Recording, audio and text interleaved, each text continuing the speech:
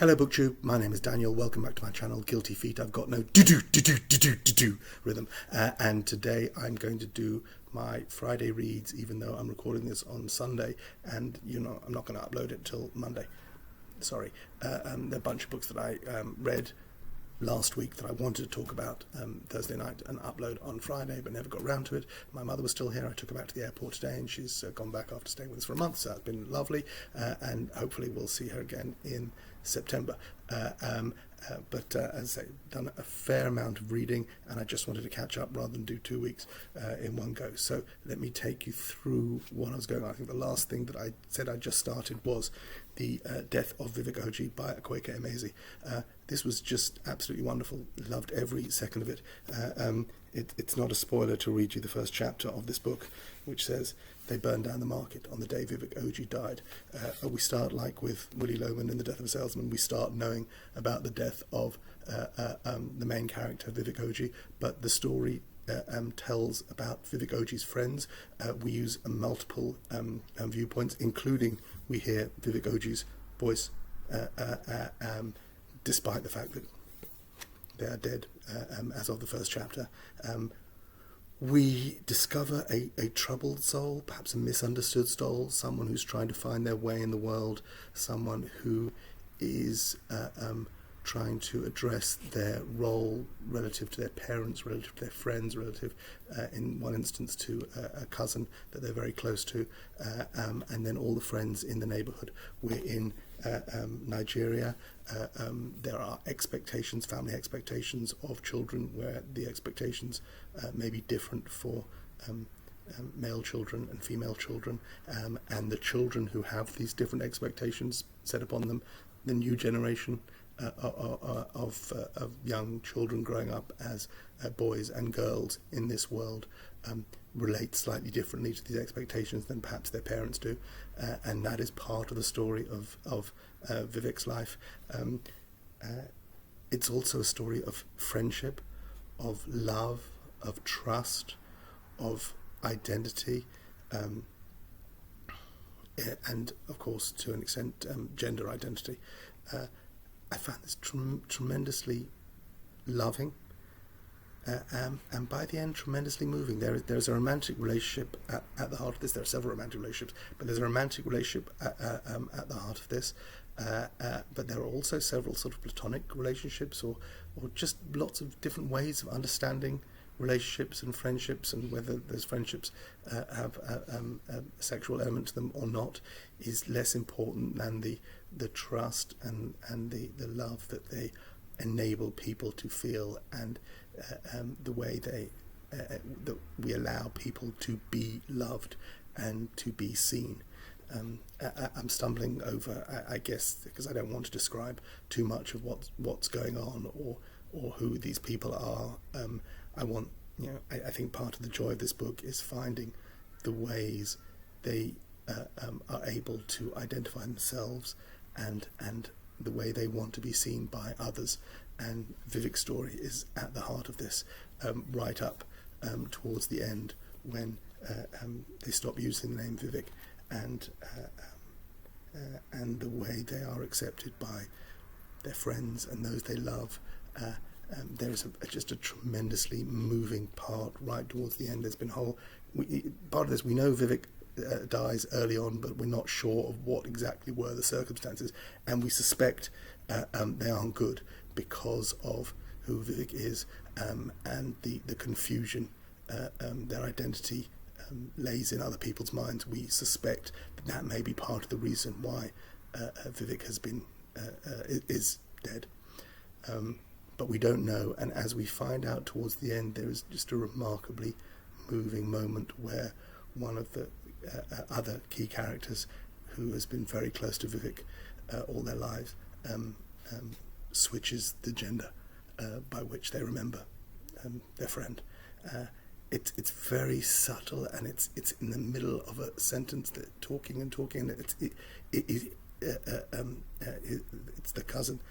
And he remembers chasing after Vivek at a crucial moment in the action, and at some point switches from describing Vivek as a he to accepting her as a she.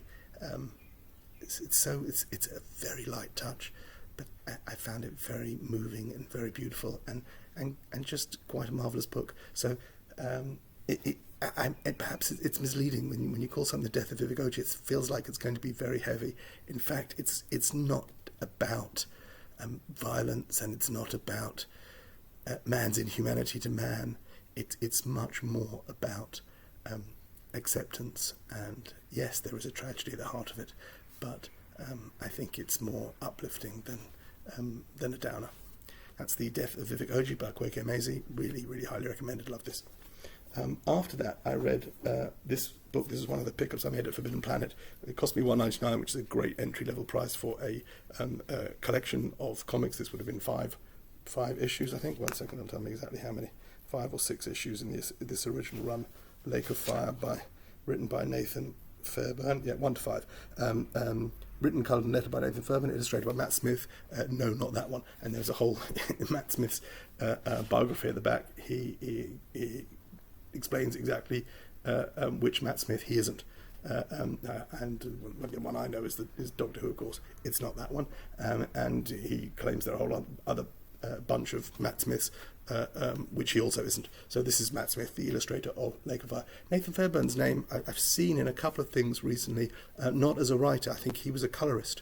So there are comic book writers, and then there are inkers. They're people that do the original drawings, and then they're the pencilers, and then there are inkers and colorists, and there's all different parts of the thing putting together a comic book. So I think Nathan Fairbairn's original trade is as a colorist, and was his first attempt at writing, and he does the lettering and does the colouring of this as well. So this is penciled by Matt Smith, illustrated by Matt Smith, and coloured by Nathan Fairbairn. None of that's relevant to you. I'm not somebody who tends to read the blurbs on the back of books, but I thought in this instance I would make an exception, just because it will kind of throw you for a loop. So this is the description.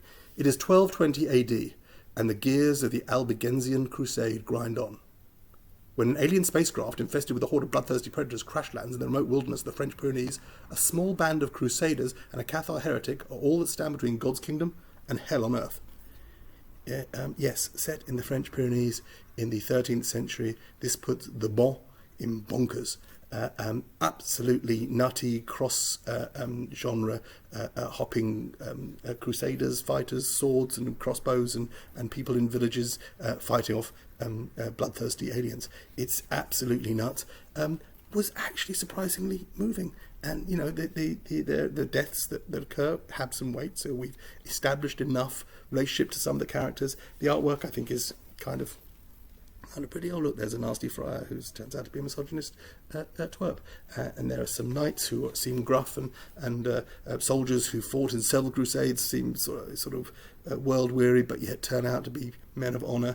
There is a heretic who's about to be burned at the stake, but turns out to have more, as a witch, turns out that she has more heart than... anyway, just loads of sort of tropey goodness, but actually sort of came together and worked for me. So this was and this is a whole thing. This is the whole story. There's no part 2 of this. Lake of Fire, 5 issues. I picked this up for £1.99 and I was absolutely delighted that I did, because this was all kinds of fun. After that, this is a funny one. So I read, this is a book called Nevada Noir by David Arrowsmith, a trilogy of short stories. It says the whole thing maybe comes to 40 pages. So here's the thing. I was in a Facebook group, as I occasionally do, leave comments and things of books of readers, and some of these groups, while they advertise them as books for people who love reading, so I'm always in there just looking for tips, hearing what people are reading and things like that. Actually, they also tend to attract, or some of them, depending on what they are. I don't remember the title. I don't remember the title of this group, but it tends to attract a bunch of writers as well. And by writers, I mean a lot of self-published authors. And they join these groups in order to, this is how one promotes. If you're a self-published author, if you're, whether you're printing things yourself or whether you're publishing electronically, part of your job is self-promotion, is getting out in that community. It's reading other authors like you so they will read you, and just being a contributing member of the community. And I got involved in a conversation where someone had started the topic of the day was, do you read self-published authors? and because it seemed like there were a lot of self-published authors in the thing, they were all, yeah, no, it's great. It's a great way to discover new people, and you can buy things. Your Kindle thingy will let you have it for 99 cents. And I find some of the greatest writers you'll ever find. And I don't read unpublished authors, or self-published authors, I should say, which is one of my book snobberies, and we did a whole video about book snobbery. And I left a comment to this. I don't think it was a dismissive comment. Just say, listen, I'm reading a lot, and yet there are more books being published than I can ever possibly keep up with. Some of the stuff that I read that has been reviewed and loved and hit the bestsellers charts is I find absolutely hopeless, and that's after it's gone through a whole editorial process and a marketing process to push it and understand it and target it, and somehow it ends up in my collection and I read it.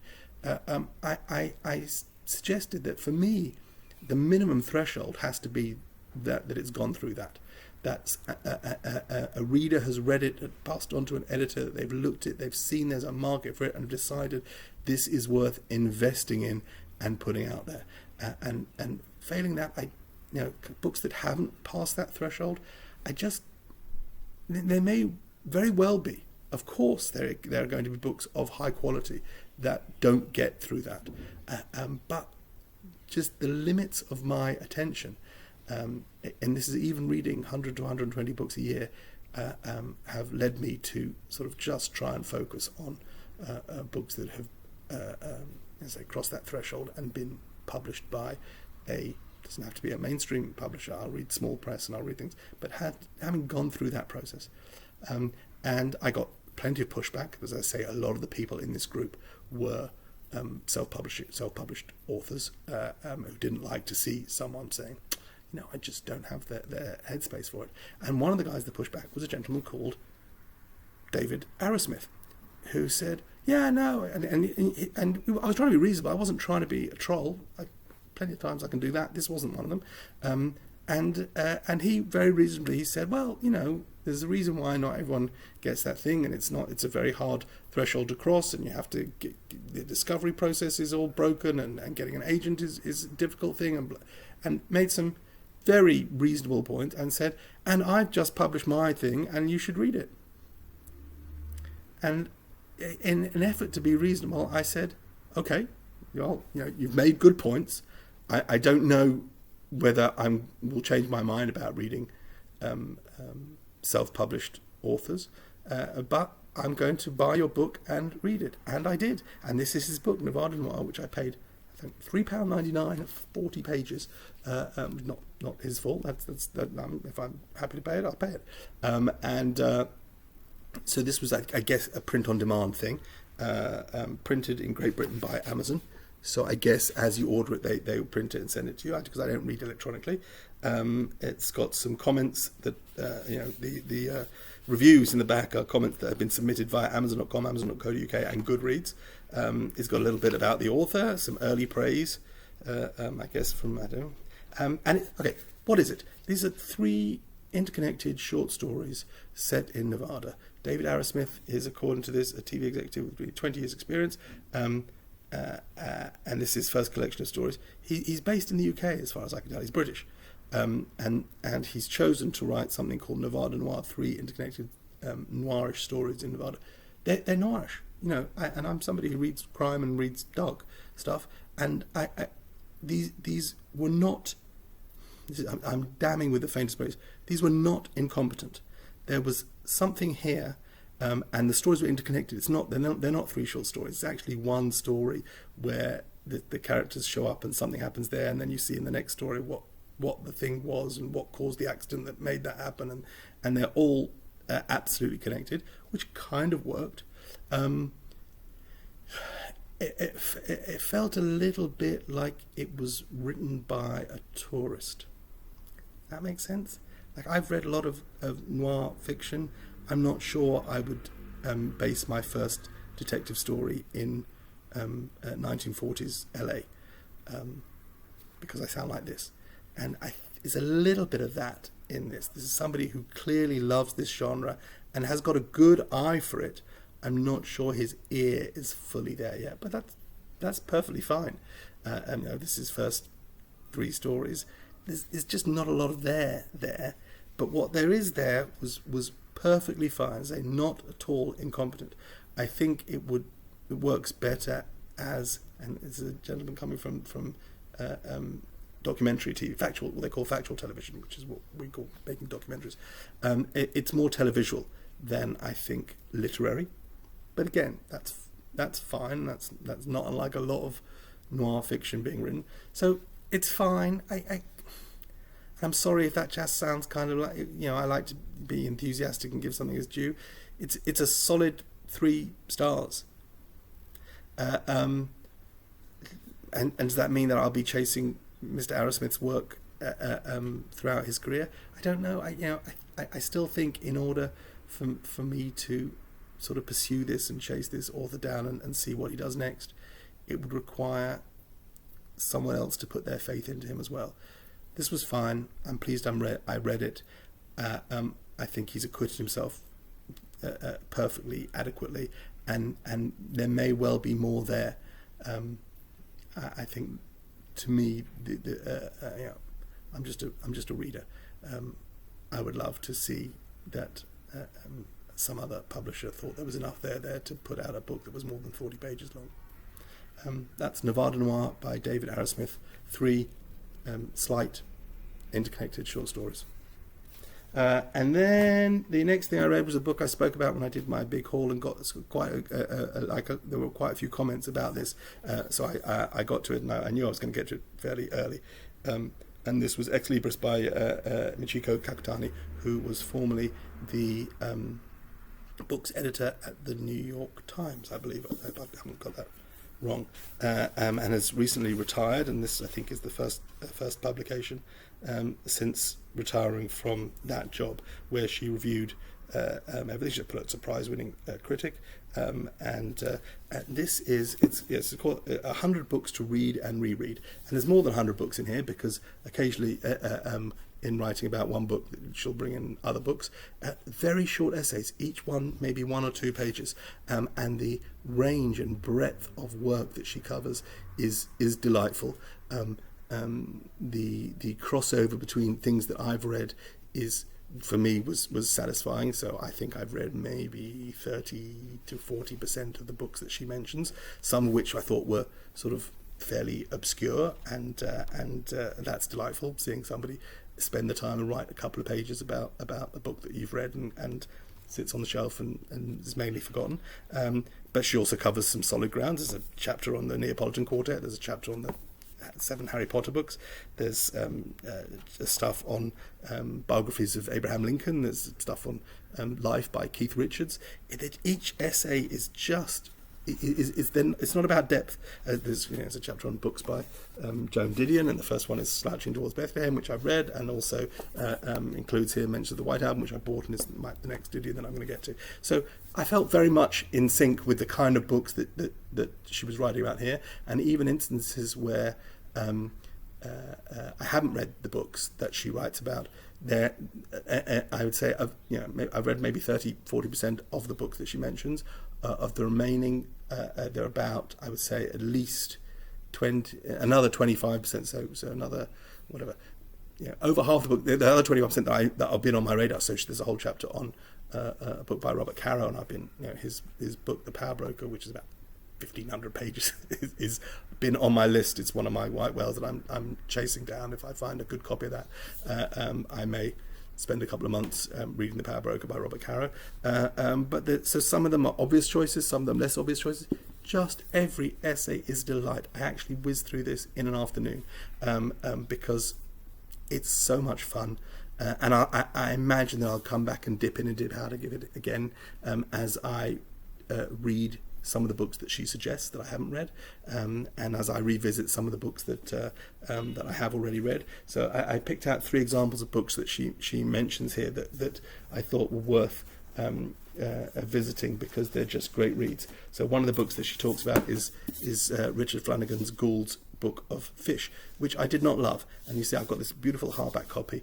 I believe I bought this from Daunt Books in London one time when I was visiting my father in hospital, and I think his brother had given him his birthday present that year was some book vouchers, and I took the book vouchers and went and bought myself a bloody great hardback book. And the reason I bought Gould's Book of Fish in hardback is because I'd read that this book, which is about a prisoner in Van Diemen's Land, a prisoner called Gould, in New Zealand in the early 19th century. And while a prisoner, he records all the different types of fish that he finds in the waters, and he records them using homemade inks, also made of the fish that he sees. And I remember reading that the great thing about this first edition was that each chapter was written in a different coloured ink. I don't even know if the camera can pick that up.